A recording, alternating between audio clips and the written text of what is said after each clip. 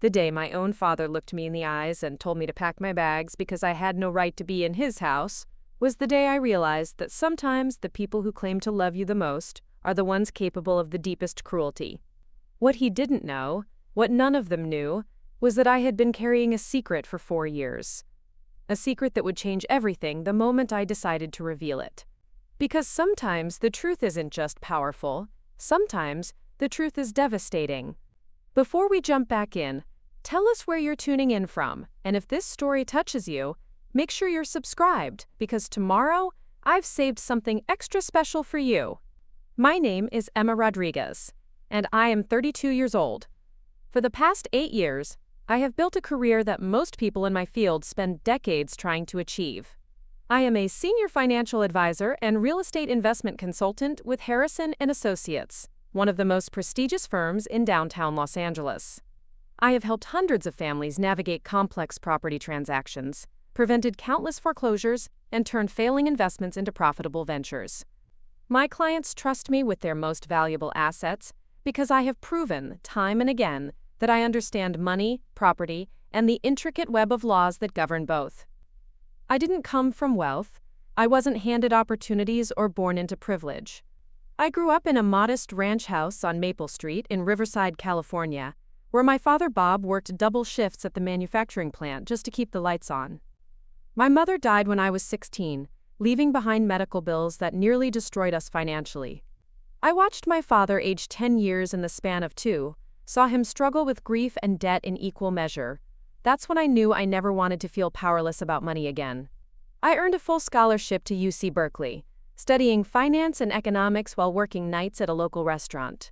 I graduated summa cum laude, landed an entry-level position at a small investment firm, and clawed my way up through sheer determination and an almost obsessive attention to detail. I learned to read market trends like others read novels. I could spot a bad investment from a mile away, and structure deals that protected my clients even when the market turned volatile. By the time I was 28, I was making more money than my father had ever dreamed of. I had a corner office, a luxury apartment, and respect from colleagues who had initially dismissed me as just another ambitious kid from the suburbs. But success didn't make me forget where I came from. It didn't make me forget the man who worked himself to exhaustion to give me a chance at something better. That's why, when the foreclosure notice arrived at my father's house 4 years ago, I didn't hesitate. The plant had cut his hours. The adjustable rate on his mortgage had skyrocketed. The house he had owned for over 20 years, the house where I had grown up, where my mother had spent her final days, was about to be seized by the bank. He called me that night, his voice breaking, admitting that he had hidden the financial trouble for months because he was too proud to ask for help. I could have given him the money as a gift. I could have paid off the mortgage and walked away. But I knew my father. I knew that accepting charity, even from his own daughter, would destroy something essential in him. His pride was all he had left after losing my mother, after watching his job slowly disappear, after feeling like he had failed as a provider. So I found another way. I approached the bank directly, leveraged my professional connections, and negotiated a private sale. I purchased the house for exactly what my father owed, plus penalties and fees. The paperwork was complex, but I structured it so that my father could continue living there, continue making payments, continue believing that he was still the owner working toward paying off his mortgage. In his mind, he had worked out a deal with the bank. In reality, he was paying me. I never intended for it to be a secret forever. I told myself I would explain everything once he was back on his feet, once his pride had healed, once the timing felt right. But months turned into years, and the timing never seemed right. He was happy believing he had saved his home through his own determination. I was happy knowing he was safe and secure. It seemed like the perfect arrangement. I sent him payment books that looked exactly like bank statements. I maintained the fiction through carefully crafted paperwork and correspondence. When he called to complain about interest rates or payment schedules, I would sympathize and promise to look into it, as if I were just a concerned daughter, rather than the actual owner of the property. It required constant attention to detail, but it was worth it to see him smile when he talked about finally getting ahead on his payments. For 3.5 years, the system worked flawlessly. My father regained his confidence. He started dating again, eventually marrying Linda, a woman he met at a community-centered dance class. He seemed happier than he had been since my mother's death. I was proud of the choice I had made, proud that I had found a way to help him without damaging his dignity. But then everything changed. And the perfect arrangement I had built became the foundation for a betrayal so calculated, so deliberate, that it would test everything I thought I knew about family love and the price of protecting someone from the truth. The first crack in my carefully constructed world appeared on a Sunday afternoon in late October. I had driven down to Riverside for what had become our monthly family dinner, a tradition that started after Dad married Linda. The autumn air was crisp, carrying the scent of burning leaves and the promise of winter. I pulled into the driveway of the house on Maple Street, the same driveway where I had learned to ride a bike, where I had posed for prom pictures, where I had said goodbye before leaving for college. Linda answered the door with a smile that seemed different somehow, sharper around the edges. She had always been polite to me, even warm at times, but there was something in her eyes that I couldn't quite place.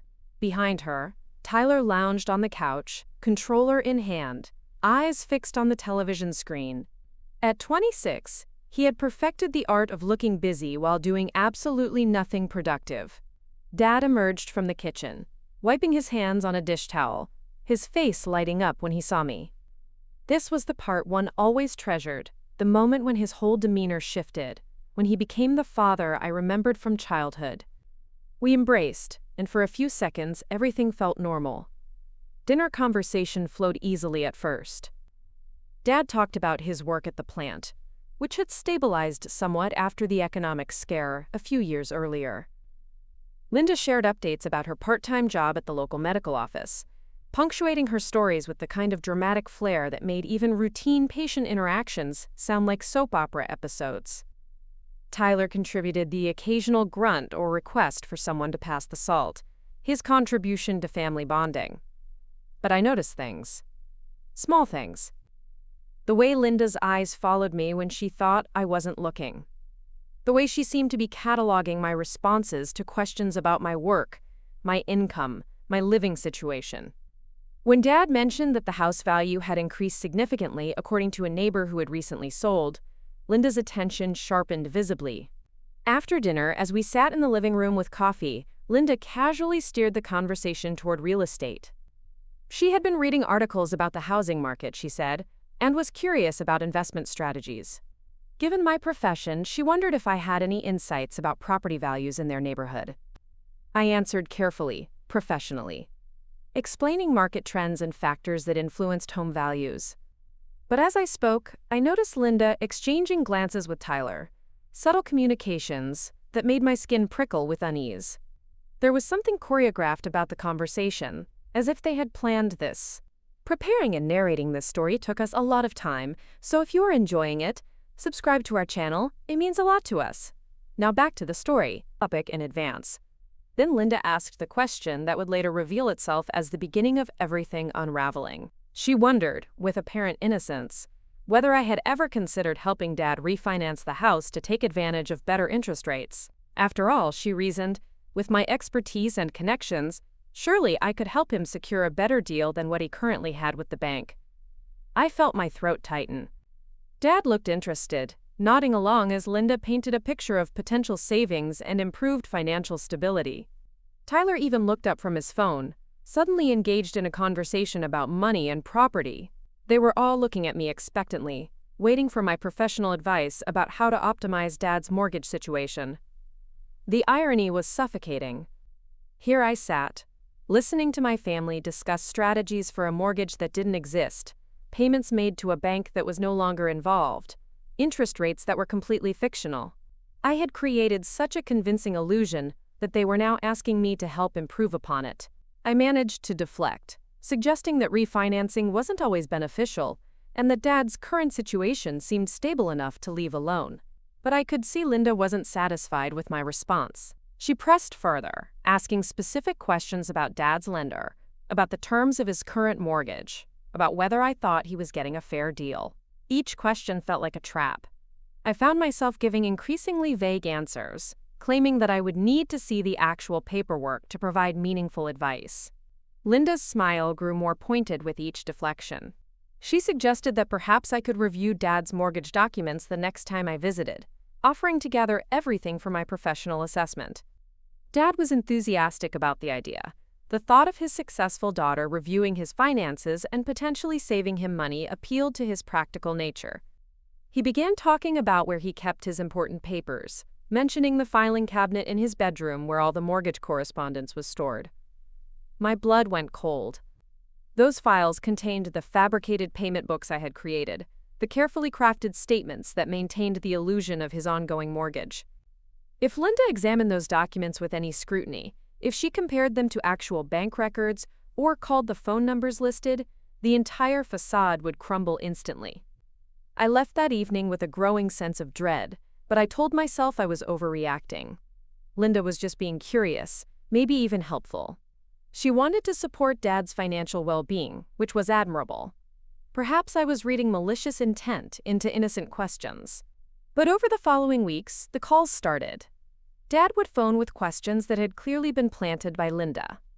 He wondered about specific details of his mortgage terms, asked about payment schedules and escrow accounts, wanted to understand why his statements looked different from what his neighbor described. Each call required careful navigation, creative explanations that skirted the edge of outright lies. Linda began inserting herself into these conversations. When I called Dad, she would often pick up the extension, contributing her own observations and concerns.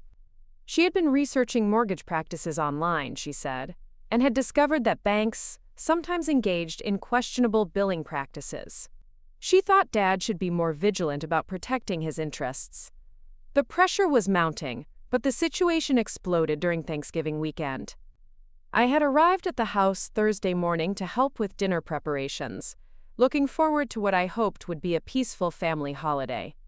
Linda greeted me at the door with an expression I had never seen before, cold and calculating.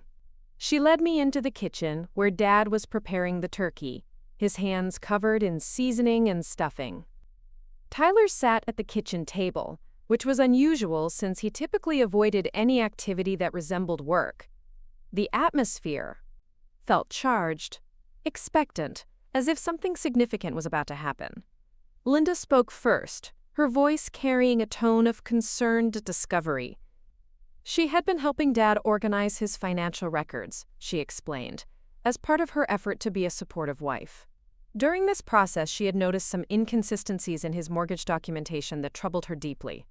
She pulled out a folder containing the fabricated payment books and statements I had created over the years.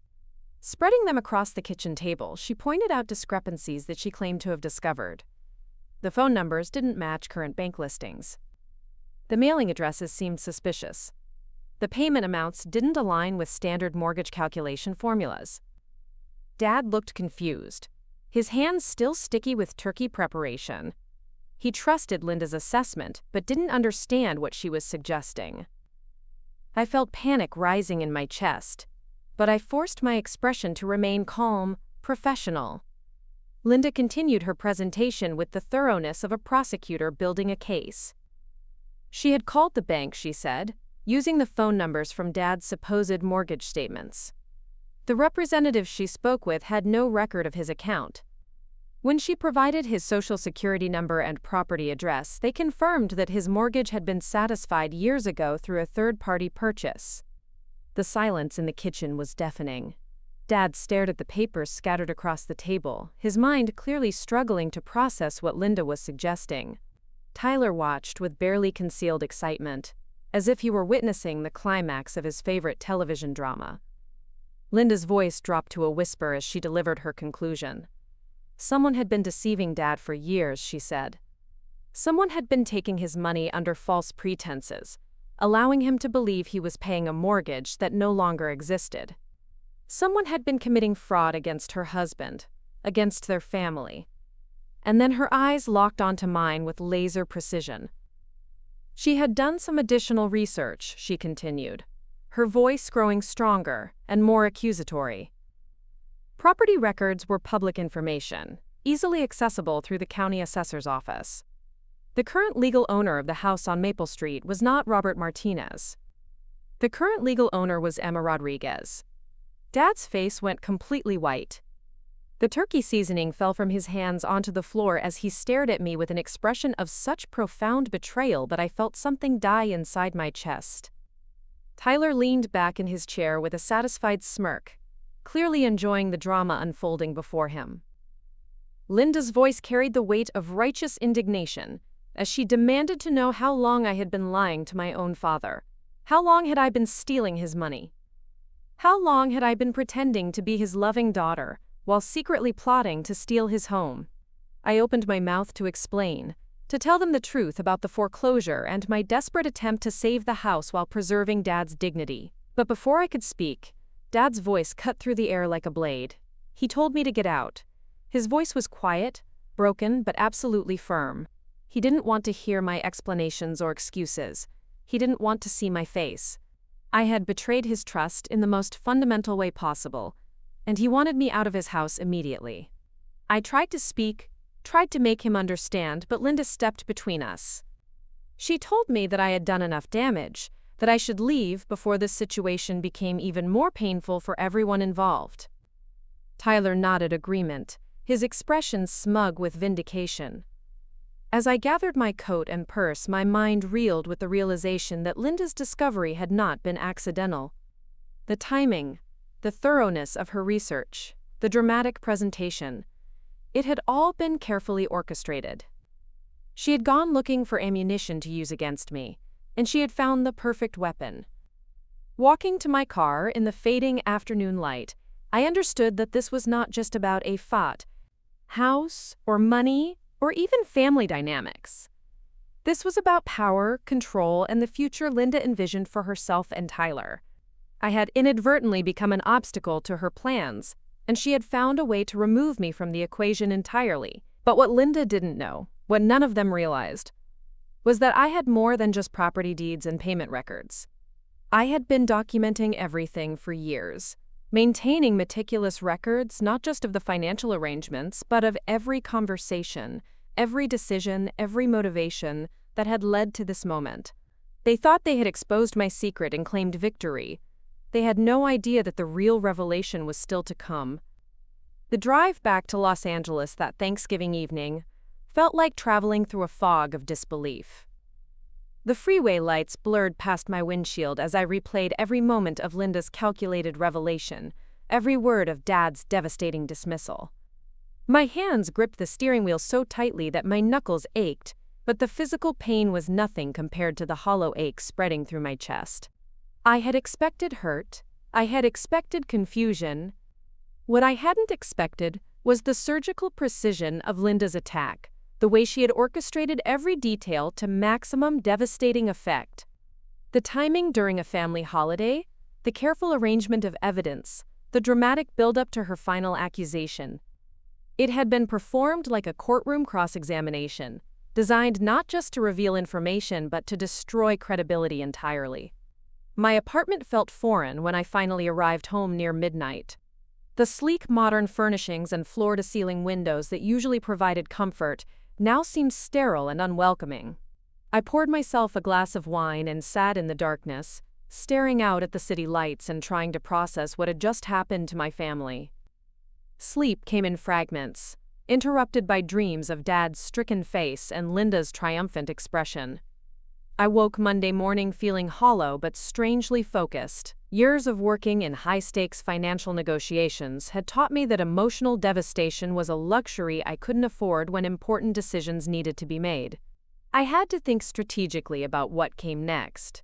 My first instinct was to call Dad directly, to explain everything without Linda's interference. But when I dialed his number Monday afternoon, Tyler answered the phone. His voice carried a smugness that immediately set my teeth on edge as he informed me that Dad didn't want to speak with me. When I pressed for details about when that might change, Tyler's tone shifted to something approaching glee. He suggested that I should probably start looking for a lawyer, since Dad was considering his legal options regarding the house. The way Tyler delivered this information, with barely contained excitement, made it clear that he was relishing my downfall. He ended the conversation by telling me not to call again unless I was ready to discuss returning Dad's property to its rightful owner. The phrase rightful owner echoed in my mind long after Tyler hung up. Something about his wording felt rehearsed, as if he had been coached on exactly what to say. Tyler had never shown interest in legal terminology or property rights before. He was someone who's struggled to hold down part-time retail jobs, yet suddenly he was speaking with confidence about ownership disputes and legal options. That evening, I did something I had never done before. I drove back to Riverside and parked across the street from the house on Maple Street, watching from a distance as lights moved behind the familiar windows. I felt like a stalker observing my own childhood home, but I needed to understand what was happening inside that house, what conversations were taking place without my presence. I didn't have to wait long. Around 8 o'clock, a white sedan pulled into the driveway, and a man in his 40s emerged carrying a briefcase. He looked professional, polished, definitely not someone from Dad's usual social circle. Linda answered the door immediately, as if she had been expecting him, and ushered him inside with an efficiency that suggested this meeting had been planned well in advance. The man stayed for over an hour. Through the front window, I could see him spread documents across the coffee table, pointing to various sections while Dad and Linda leaned in to listen. Tyler sat nearby, occasionally nodding or asking questions. The entire scene looked like a business meeting, formal and purposeful. When the man finally left, I followed his car at a discreet distance until he pulled into the parking lot of a strip mall legal office. The sign read, "Patterson and Associates, Family Law and Estate Planning." I sat in my car, engine running, staring at that sign and feeling pieces of a puzzle begin to form in my mind. The next morning, I called in sick to work for the first time in 3 years. Instead of going to my office, I spent the day conducting research that my professional training had prepared me to do. I started with public records, searching for any recent legal filings involving my father's name or the Maple Street property address. What I found made my blood run cold. A consultation request had been filed with the family court system just 2 days after Thanksgiving, requesting information about procedures for recovering property obtained through fraudulent means. The filing was preliminary, not an actual lawsuit yet, but it represented the first formal step toward legal action. More disturbing was the timing. The consultation request was dated Friday, the day after our Thanksgiving confrontation. But according to the court scheduling system, the appointment with the attorney had been made the previous Monday, 3 days before Linda's dramatic revelation about my ownership of the house.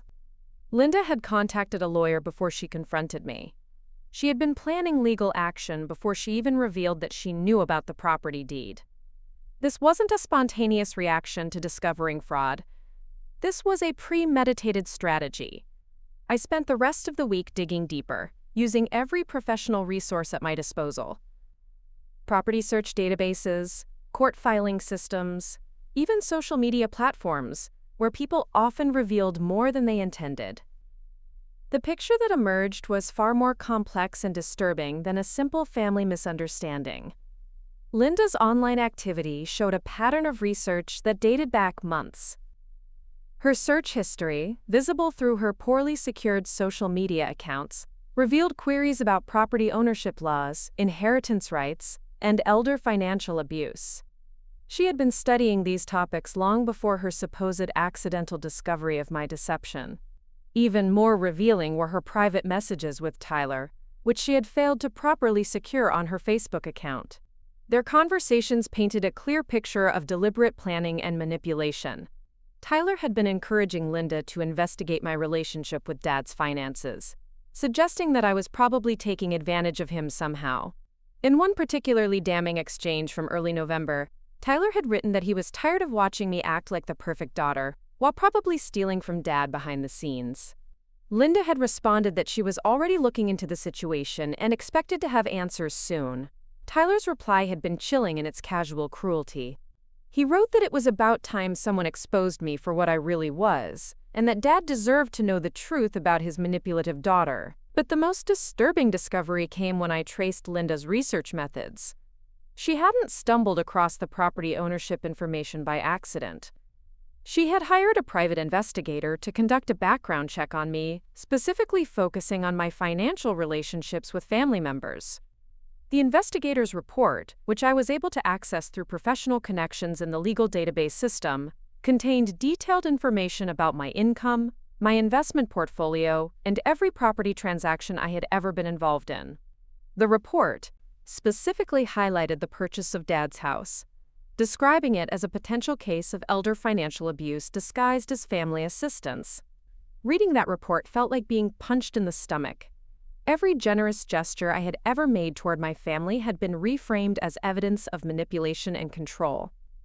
The investigator had interviewed neighbors, asking questions about my relationship with Dad and whether they had ever observed signs of financial coercion or emotional manipulation. Most painful of all, the report included quotes from Tyler, who had apparently been more than willing to share his perspective on my character. He described me as someone who had always been calculating and ambitious, who had probably been planning to take advantage of Dad for years. Tyler claimed that I had deliberately distanced myself from the family in order to appear successful and trustworthy, all while secretly orchestrating schemes to benefit myself financially. The report painted a picture of a manipulative daughter who had exploited her father's trust and vulnerability. Reading it, I could understand why Linda felt justified in her actions. From her perspective, she was protecting her husband from a predatory child who had been stealing from him for years. But Tyler's participation in this investigation revealed something far more sinister than protective concern. His eagerness to paint me as a villain, his willingness to distort family history to support Linda's narrative, suggested that he had his own motivations for wanting me removed from Dad's life. I spent that weekend reviewing financial records, looking for patterns I might have missed. What I found confirmed my growing suspicions about Tyler's true agenda. Over the past year, Dad had been making increasingly frequent cash withdrawals from his checking account. Small amounts, usually under $200, but consistent enough to represent a significant monthly outflow. When I cross-referenced these withdrawals with Tyler's social media posts, a clear pattern emerged. Every major withdrawal coincided with Tyler's posts about new purchases, dining out, or entertainment expenses. He had been systematically extracting money from Dad, probably through sob stories about needing help with bills or transportation costs. Linda knew about these withdrawals. She had to know, since she was actively involved in Dad's financial management. Yet she had chosen to focus her investigation entirely on my legitimate property ownership, rather than Tyler's obvious financial parasitism. The realization hit me like ice water. This wasn't just about protecting Dad from financial abuse. This was about eliminating me as an obstacle to their long-term plans for his assets. With me discredited and removed from Dad's life, Linda and Tyler would have free access to everything he owned, including the house that I had actually saved from foreclosure. I had been outmaneuvered by people who understood manipulation far better than I had given them credit for. While I had been focused on preserving Dad's dignity through careful deception, they had been building a case to destroy my credibility entirely. But as I sat in my apartment Sunday evening, surrounded by printouts and financial records, I realized something important. Linda and Tyler had made one crucial mistake in their calculated campaign against me. They had assumed that I would be too emotionally devastated to fight back effectively. They were wrong.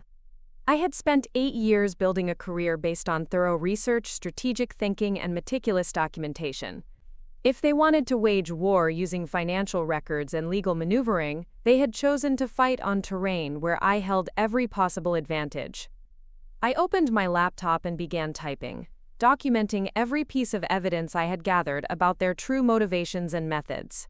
If Linda wanted to play games with property ownership and legal systems, I would show her what professional-level investigation actually looked like. The real battle was just beginning. I spent 3 sleepless nights planning my approach.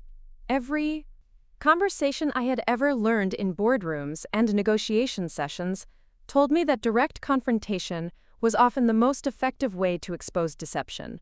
When people are caught off guard, when they haven't had time to coordinate their stories or prepare their defenses, The truth has a way of surfacing through the cracks in their facades. Tuesday morning, I called Linda's workplace and learned that she typically took her lunch break at noon. I knew Tyler would be home alone during that time, since Dad worked day shifts at the plant. This would give me an opportunity to speak with Tyler privately, without Linda's influence or Dad's emotional interference. I arrived at the house on Maple Street just after 12:30, parking in the driveway with the confidence of someone who belonged there. The irony wasn't lost on me that I was the actual legal owner of this property, yet I felt like I was trespassing on foreign territory. Tyler answered the door wearing pajama pants and a wrinkled t-shirt, his expression shifting from surprise to hostility the moment he recognized me. He immediately tried to close the door, telling me that I wasn't welcome and that Dad had made his feelings clear about my presence. But I had anticipated this reaction. I placed my hand firmly against the doorframe and told him that we needed to talk about his recent financial activities. The way his eyes widened slightly told me that my research had hit its mark. Tyler reluctantly stepped aside, allowing me into the living room where I had spent countless childhood hours. The familiar surroundings felt surreal given the circumstances, like visiting a museum of my former life. I sat down on the couch without invitation, spreading several printouts across the coffee table where Linda had dramatically revealed her evidence just days earlier. I began by presenting Tyler with bank records showing the pattern of Dad's cash withdrawals over the past year. I had organized the information chronologically, cross-referenced with Tyler's social media posts, creating a clear timeline that demonstrated his systematic extraction of money from our father. Tyler's face went pale as he realized how thoroughly I had documented his activities. When he tried to dismiss the withdrawals as legitimate assistance that Dad willingly provided, I presented him with screenshots of his own Facebook posts. Images of expensive restaurant meals, new clothing purchases, concert tickets, and gaming equipment, all posted within days of Dad's corresponding cash withdrawals. The evidence painted an unmistakable picture of someone living beyond his means at someone else's expense. Tyler's defensive posture shifted to angry offense. He accused me of stalking him online, of invading his privacy, of trying to distract from my own criminal behavior by pointing fingers at family members. His voice raised as he demanded to know who I thought I was, investigating him like some kind of detective when I was the one who had been stealing from Dad for years. I remained calm, professional, letting him exhaust his initial outrage before presenting the next layer of evidence.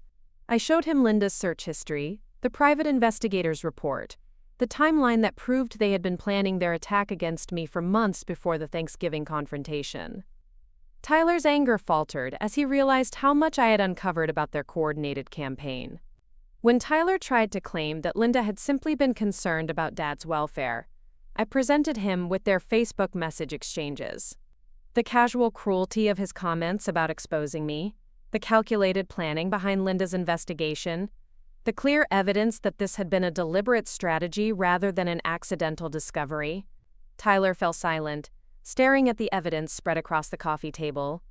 For a moment, I saw something that might have been shame flickering across his features, but it disappeared quickly, replaced by a hardened expression that reminded me uncomfortably of Linda's calculating demeanor.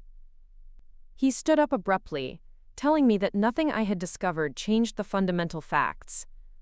I had lied to Dad for years, taken his money under false pretenses, and committed fraud, regardless of my motivations. Whatever Tyler had done with his own relationship with Dad was between them, and it didn't excuse my behavior or make my actions any less criminal. The way Tyler delivered this response felt rehearsed, as if he had anticipated this conversation and prepared his defense in advance. His confidence was too polished, too composed for someone who had just been confronted with evidence of his own financial manipulation. I realized that Linda had probably coached him on how to respond to various accusations I might bring forward.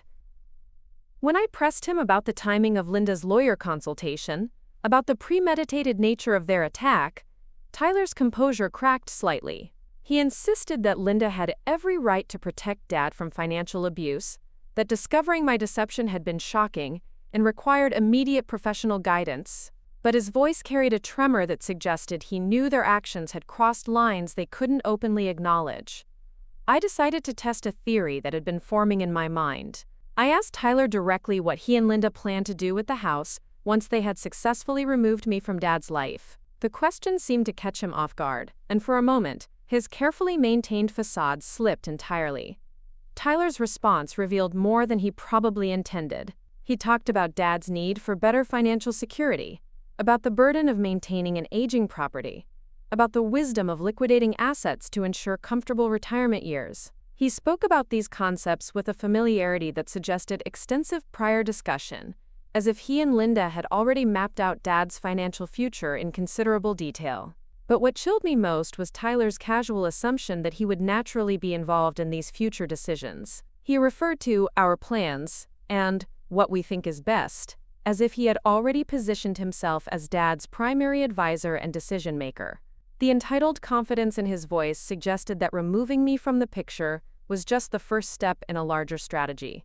When I pointed out that Dad was perfectly capable of making his own financial decisions without Tyler's guidance, his mask slipped even further. Tyler's voice took on an edge of frustrated entitlement as he explained that Dad was getting older, becoming more vulnerable to manipulation and poor judgment.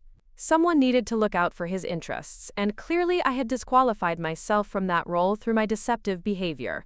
The irony was staggering.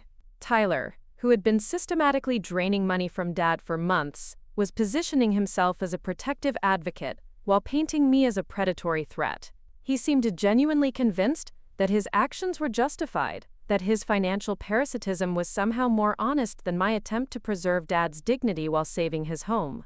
I asked Tyler directly whether he thought Dad would approve of the cash withdrawals if he understood their true purpose. Tyler's response was telling in its deflection. He claimed that Dad enjoyed being able to help family members, that providing assistance made him feel needed and valuable. Tyler framed his financial extraction as a form of therapy for Dad, a way of maintaining his sense of purpose and generosity. The manipulation was sophisticated in its psychological understanding. Tyler had identified Dad's deep need to feel useful and protective, then exploited that need to justify his own financial dependency. He had convinced himself that taking Dad's money was actually a form of emotional support, a way of preserving Dad's dignity and self-worth. When I challenged this rationalization, Tyler became defensive again. He accused me of being jealous that Dad trusted him enough to provide assistance, suggesting that my real motivation was resentment over being excluded from their close relationship. Tyler painted a picture of himself as the loyal son who had stayed close to home while I had abandoned the family in pursuit of career success. The conversation took a darker turn when Tyler began attacking my character more directly. He described me as someone who had always been cold and calculating, who viewed family relationships as opportunities for personal advancement. He claimed that my professional success had come at the cost of genuine human connection, that I had become someone who saw every interaction through the lens of financial benefit. Tyler's accusations stung, because they contained fragments of truth wrapped in deliberate distortion. I had been focused on career advancement, sometimes at the expense of family time. I did tend to analyze situations through financial and strategic frameworks, but Tyler was taking these natural traits and weaponizing them to support a narrative of calculated manipulation. As our confrontation intensified, I realized that Tyler genuinely believed his own version of events. He had convinced himself that I was the villain in this story, that his actions were justified responses to my supposed predatory behavior. The cognitive dissonance required to maintain this perspective while simultaneously extracting money from Dad demonstrated a level of self-deception that was almost impressive in its completeness. Our conversation was interrupted by the sound of Linda's car in the driveway. Tyler's expression immediately shifted to something approaching relief, as if reinforcements had arrived just when he needed them most. I gathered my evidence from the coffee table, preparing for the next phase of a confrontation that was clearly far from over. Linda entered the house with the purposeful stride of someone who had been expecting this encounter. Her expression was calm, controlled, almost pleased, as if my presence validated her assumptions about my character. She looked between Tyler and me, quickly assessing the situation with the practiced eye of someone accustomed to managing conflict. When Linda spoke, her voice carried the tone of someone addressing a misbehaving child rather than an adult family member. She expressed disappointment that I would choose to harass Tyler in Dad's absence, suggesting that my behavior demonstrated exactly the kind of manipulative tactics that had caused this family crisis in the first place. I realized, watching Linda's confident demeanor and Tyler's obvious relief at her arrival, that I was facing opponents who had coordinated their strategies far more thoroughly than I had initially understood. They weren't just reacting to my supposed deception. They were executing a plan that had been months in the making, and my confrontation had merely confirmed their expectations about how I would respond when cornered. The real battle was about to begin, and I was starting to understand that I had seriously underestimated the sophistication of their campaign against me. Linda's entrance into the room felt like the arrival of a chess master who had been watching the game unfold from a distance, waiting for the perfect moment to make her decisive move. She set her purse down with deliberate precision, her eyes scanning the evidence I had spread across the coffee table, before settling on my face with an expression that managed to convey both disappointment and superiority simultaneously. Tyler immediately began explaining my presence, his voice taking on the tone of a child reporting misbehavior to a parent. He described how I had ambushed him with accusations and invaded his privacy, presenting evidence that he characterized as irrelevant attempts to deflect from my own criminal behavior. Linda listened with the patience of someone who had anticipated exactly this scenario, nodding occasionally while maintaining eye contact with me. When Tyler finished his report, Linda spoke with the measured cadence of someone delivering a prepared statement. She expressed concern about my mental state, suggesting that my willingness to harass family members in their own home demonstrated exactly the kind of unstable behavior that had enabled my years of financial deception. She implied that my professional training had made me skilled at manipulation, but that those same skills were now being used to harm the people who should have been able to trust me most. I remained seated, allowing Linda to finish her assessment before responding. Years of high-stakes negotiations had taught me the value of letting opponents overextend themselves, revealing their strategies and assumptions before mounting a counterattack. Linda's confidence was impressive, but it was also illuminating in ways she probably hadn't intended. When I finally spoke, my voice carried the calm authority that had served me well in boardroom confrontations with opponents who thought they could intimidate me through aggressive posturing. I told Linda that I agreed completely with her assessment about the importance of protecting Dad from financial manipulation. In fact, I said, I had spent considerable time over the past week investigating exactly that concern. I reached into my briefcase and withdrew a thick folder containing documents that represented weeks of meticulous research and analysis. Linda's confident expression flickered slightly as I arranged the papers in organized stacks, creating a presentation that clearly demonstrated professional preparation rather than desperate improvisation. I began with Tyler's financial extraction pattern, presenting bank records that showed his systematic drainage of Dad's resources over the past year. But this time, I had expanded my research to include additional context that painted an even more damaging picture of his behavior. I had discovered that Tyler had been using Dad's credit cards for online purchases, making cash advances that appeared on statements as legitimate transactions, but were actually funding Tyler's personal entertainment expenses. Linda tried to interrupt, claiming that family members often shared financial resources, and that Tyler's occasional borrowing hardly constituted abuse.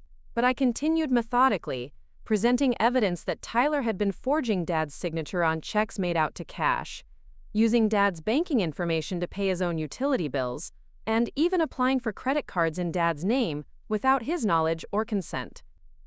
Tyler's face went ashen as I revealed the depth of my investigation. He had clearly assumed that his financial activities were too small or too cleverly disguised to be detected. But my professional training in fraud detection had allowed me to identify patterns that might have escaped casual observation. Every forged signature, every unauthorized transaction, every instance of identity theft was documented with the precision of a forensic accountant building a criminal case. When Linda attempted to dismiss this evidence as irrelevant to the larger issue of my property deception, I shifted to the next phase of my presentation. I produced copies of her search history, her communications with the private investigator, and her Facebook messages with Tyler. But I had also uncovered additional information that revealed the true scope of their coordinated campaign against me. Linda had been in contact with multiple attorneys over the past 3 months, shopping for legal representation that would support her narrative about elder financial abuse. She had presented my situation to at least 4 different law firms, seeking advice about the most effective strategies for removing me from Dad's financial affairs and transferring control of his assets to more trustworthy family members. The attorney's responses, which I had obtained through professional legal databases, revealed that Linda had been consistently advised that her case was weak. Multiple legal professionals had told her that my ownership of the property appeared legitimate, and that Dad's voluntary payments suggested an arrangement rather than fraud. But Linda had continued seeking legal opinions until she found an attorney willing to pursue the case despite its questionable foundation. More damning was evidence that Linda had been researching Dad's financial worth far more extensively than she had initially admitted. She had obtained copies of his credit reports, investigated his retirement, account balances, and even researched the current market value of the house with the thoroughness of someone planning a major financial transaction. Tyler shifted uncomfortably as I presented evidence of his participation in this research. He had been gathering information about Dad's daily routines, his medication schedule, and his social connections, apparently building a profile that could be used to demonstrate diminished capacity if necessary. The scope of their investigation suggested planning that went far beyond casual concern about financial abuse. Linda's composure began to crack as the true extent of my counter-investigation became clear. She accused me of harassment, invasion of privacy, and using my professional resources for personal vendettas. But her protests carried a desperate edge that undermined the authority she had projected when she first entered the room. I allowed Linda to exhaust her objections before presenting the most devastating evidence I had uncovered. Through professional connections in the legal and financial services industry, I had been able to trace Linda's own financial history. What I discovered painted a picture of someone with her own extensive experience in manipulating vulnerable family members. Linda's first marriage had ended amid allegations of financial misconduct. Her ex-husband had accused her of systematically draining his retirement accounts, using his credit cards without authorization, and attempting to transfer ownership of their shared property into her own name. The divorce proceedings had included restraining orders and criminal complaints that were ultimately dropped when Linda agreed to favorable settlement terms. Tyler's biological father, Linda's second husband, had died under circumstances that raised questions about estate planning and asset distribution. Linda had inherited everything, despite the existence of other potential heirs, including Tyler's paternal grandparents, who had contested the will unsuccessfully. The legal battles surrounding that inheritance had lasted for years, with Linda ultimately prevailing through aggressive litigation that exhausted her opponent's resources. Most significant was evidence that Linda had been married to an elderly man for 8 months before meeting Dad. That relationship had ended when the man's adult children discovered that Linda had been pressuring him to change his will and transfer ownership of his house to her name. The man's family had successfully obtained a restraining order, but not before Linda had managed to extract significant cash gifts and valuable possessions. Tyler's participation in these schemes was documented through social media posts and financial records that showed him benefiting from each of Linda's successful manipulations. He had received cash payments, expensive gifts, and even tuition assistance funded through Linda's systematic exploitation of her romantic relationships. The pattern was unmistakable. Linda was a serial predator who specialized in identifying vulnerable older men with valuable assets, gaining their trust through romantic relationships, then systematically transferring their wealth to herself and Tyler. Dad was simply her latest target, and my presence as his financially successful daughter represented an obstacle that needed to be eliminated. I paused in my presentation, allowing the weight of this evidence to settle in the room. Tyler looked sick, his face pale and sweaty, as he realized how completely his and Linda's history had been exposed. Linda sat frozen, her earlier confidence replaced by the trapped expression of someone whose carefully maintained facade had been stripped away entirely. When I resumed speaking, my voice carried the authority of someone delivering a closing argument in a trial where the verdict was no longer in doubt. I explained that I had already provided copies of all this evidence to multiple authorities, including the District Attorney's Office, the Elder Abuse Division of Social Services, and the State Attorney General's Consumer Protection Unit. Linda's romantic targeting of vulnerable older men, combined with Tyler's systematic identity theft and financial fraud, represented criminal behavior that extended far beyond simple family disputes. The agencies I had contacted were already investigating similar complaints against Linda from other jurisdictions, and my evidence had provided the missing pieces needed to build comprehensive criminal cases. But the moment that truly shattered their remaining composure came when I reached into my briefcase and withdrew the original property deed, the foreclosure notices, and the complete financial records documenting my purchase of the house 4 years earlier. I spread these documents across the table, creating an undeniable timeline that revealed the truth about my motivations and actions. The foreclosure notice was dated, official, and devastating in its clarity. Dad had been 30 days away from losing the house when I intervened. The bank's communication was brutal in its bureaucratic finality, offering no extensions, no payment plans, no hope for someone who had already exhausted every available option. My purchase contract showed that I had paid significantly more than the outstanding mortgage balance, covering not just Dad's debt, but also penalties, fees, and legal costs that would have destroyed his credit permanently. The transaction had been structured to protect Dad's financial reputation while ensuring that he could continue living in the home where he had raised his family and mourned his wife. The payment arrangements I had created were documented in meticulous detail, showing that Dad's monthly contributions were actually below market rent for comparable properties. I had been subsidizing his housing costs for years, not profiting from them. Every payment he made reduced a debt to me, not to a fictional bank, and the amount he owed had been steadily decreasing rather than growing through hidden fees or manipulative interest calculations. Tyler stared at the documents with growing horror as he realized that his accusations of fraud and manipulation had been completely backwards. I hadn't been stealing from Dad. I had been supporting him financially while allowing him to maintain his dignity and independence. Every monthly payment had brought him closer to true ownership, not deeper into debt. Linda's reaction was more complex. She examined the documents with the careful attention of someone who understood their implications, but her expression suggested calculation rather than remorse. I could see her mind working, searching for ways to reframe this evidence to support her existing narrative, or find new angles of attack. But I had anticipated her potential responses. I produced additional documents that demonstrated not just the legitimacy of my actions, but the careful legal structure I had created to protect Dad's interests. The arrangement included provisions for him to regain full ownership once his payments reached a specified threshold, terms that were more generous than any commercial mortgage or rent-to-own agreement. More importantly, I had documentation proving that I had consulted with elder law attorneys throughout the process to ensure that my actions served Dad's best interests rather than my own. The legal opinions I had obtained confirmed that my approach had been not just legitimate, but exemplary in its consideration for Dad's emotional and financial well-being. The sound of Dad's truck in the driveway brought our confrontation to an abrupt pause. Linda and Tyler exchanged panicked glances, clearly unprepared for his early return from work.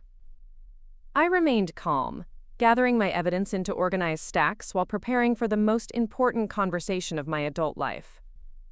Dad entered through the front door, calling out greetings that died on his lips when he saw the three of us arranged around the coffee table covered with documents. His expression shifted rapidly from confusion to wariness as he assessed the tense atmosphere and obvious conflict. Linda immediately launched into an explanation that painted my presence as harassment and my evidence as desperate attempts to justify criminal behavior. She urged Dad not to be manipulated by my sophisticated presentation, reminding him that I had already proven my willingness to deceive him through years of elaborate lies. But Tyler's guilty expression and obvious distress undermined Linda's confident narrative. Dad's eyes moved between the documents on the table and the faces of the people he trusted most, clearly struggling to understand what had transpired in his absence. I asked Dad to sit down, my voice gentle but firm. I told him that there were things he needed to know, truths that I should have shared years ago but had withheld out of misguided attempts to protect his pride. I explained that the conversation would be difficult but necessary, and that he deserved to understand the complete picture of our family's financial situation. Starting with the foreclosure notice, I walked Dad through the entire timeline of events that had led to my ownership of the house. I showed him the bank's final demands, the timeline that had given him only weeks to find a solution, and the impossible financial requirements that would have been necessary to save his home through conventional means. Dad's face went pale as he examined the foreclosure documents, his hands trembling slightly as he realized how close he had come to losing everything. I could see him remembering those desperate weeks, the sleepless nights and impossible calculations that had consumed his thoughts before I had appeared with news of a miraculous refinancing opportunity. I explained my decision to structure the purchase as a private arrangement rather than simply paying off his mortgage as a gift. I described my understanding of his pride, his need to feel like he was solving his own problems rather than accepting charity from his daughter. I acknowledged that my deception had been wrong, but I asked him to consider my motivations and the alternatives that had been available at the time. The payment books and statements I had created were spread across the table, and I walked Dad through every detail of how they had been structured. I showed him that his payments had been applied to a real debt, that his balance had been decreasing steadily, and that he had been just 18 months away from owning the house free and clear when Linda's investigation had disrupted everything. Dad sat in stunned silence, processing information that reframed 4 years of his life in ways he had never imagined. I could see him struggling with conflicting emotions: gratitude for my intervention, anger at my deception, confusion about the complex motivations that had driven my choices. When I finished my explanation, I presented the evidence of Tyler's financial fraud and Linda's predatory history. I showed Dad the forged checks, the unauthorized credit card usage, and the systematic pattern of financial extraction that had been occurring under his own roof while he had been focused on accusations against me. The transformation in Dad's expression as he absorbed this evidence was painful to witness. The man who had defended Tyler as a struggling young adult deserving of family support was confronted with proof of calculated theft and manipulation. The woman he had married as a companion for his later years was revealed as someone with an extensive history of exploiting vulnerable older men. Linda made one final attempt to control the narrative, insisting that my evidence was fabricated or taken out of context. She urged Dad to remember that I had already proven my willingness to lie and manipulate, suggesting that my current presentation was simply a more sophisticated version of the same deceptive behavior. But Dad was no longer listening to Linda's protests. His attention was focused on the documents that revealed Tyler's forged signatures, the unauthorized transactions, and the systematic theft that had been occurring for months. The evidence was too comprehensive, too detailed, and too well documented to be dismissed as fabrication. When Dad finally spoke, his voice was quiet but firm. He told Linda that he needed time to process everything he had learned, but that her presence in his house was no longer welcome. He asked Tyler to pack his belongings and find somewhere else to stay while the family worked through the implications of what had been revealed. Linda's composed facade finally cracked completely. She accused Dad of being manipulated by my presentation, of choosing his criminal daughter over the wife who had been trying to protect him. Her voice rose to a near shout as she demanded recognition for her efforts to expose my fraud and save him from further exploitation. But Dad's response revealed that he understood more about Linda's motivations than she had realized. He told her that he had been aware of her research into his finances, that he had noticed her conversations with Tyler about his assets and future plans. He had been waiting to see how far she would go with her investigation, hoping that his suspicions about her true intentions would prove to be unfounded. The revelation that Dad had been aware of Linda's schemes all along added another layer of complexity to an already devastating confrontation. He explained that he had allowed her investigation to proceed because he needed to understand whether she truly cared about his welfare or was simply positioning herself for financial gain. Tyler's confession came in a flood of guilt and fear. He admitted to the forged checks, the unauthorized transactions, and his participation in Linda's schemes. He claimed that Linda had convinced him that I was stealing from Dad and that their actions were justified as protective measures. But his excuses rang hollow in the face of documented evidence showing months of systematic theft. As Linda and Tyler gathered their belongings under Dad's watchful eye, I felt a complex mixture of vindication and sadness. The truth had been revealed, justice had been served, but the cost had been the complete destruction of relationships that had once provided stability and companionship for my father. Dad and I sat together in the quiet house after Linda and Tyler had left, surrounded by the evidence of betrayal and deception that had nearly destroyed our family. He apologized for doubting me, for allowing Linda's manipulation to cloud his judgment about my character and motivations. I apologized for the deception that had made his trust more difficult to maintain. We talked through the evening about forgiveness, about trust, and about the future of our relationship. Dad expressed gratitude for my intervention years earlier, acknowledging that he would have lost everything without my help. He also expressed understanding about why I had chosen deception over charity, recognizing that his pride would indeed have made it difficult to accept direct financial assistance. The house felt different now, cleared of the toxic presence that had poisoned our family relationships for months. Dad and I began planning how to move forward, how to rebuild trust, and how to ensure that he would never again be vulnerable to the kind of predatory manipulation that Linda and Tyler had attempted. 3 months later, I transferred the deed back to Dad's name, free and clear of any debt or obligation. He had earned full ownership through his faithful payments, and his dignity had been preserved through the resolution of a complex situation that could have destroyed us both. The criminal cases against Linda and Tyler proceeded through the legal system with the thoroughness that their extensive fraud deserved. Linda was ultimately sentenced to prison for elder abuse and financial fraud, while Tyler received probation and mandatory restitution for his identity theft and forgery. Dad and I emerged from the crisis with a stronger relationship than we had enjoyed in years. The forced honesty had cleared away misunderstandings and assumptions that had been building for too long. We learned that protecting someone's pride shouldn't require sacrificing truth, and that love sometimes demands difficult conversations rather than comfortable deceptions. Up next, you've got 2 more standout stories right on your screen. If this one hit the mark, you won't want to pass these up. Just click and check them out.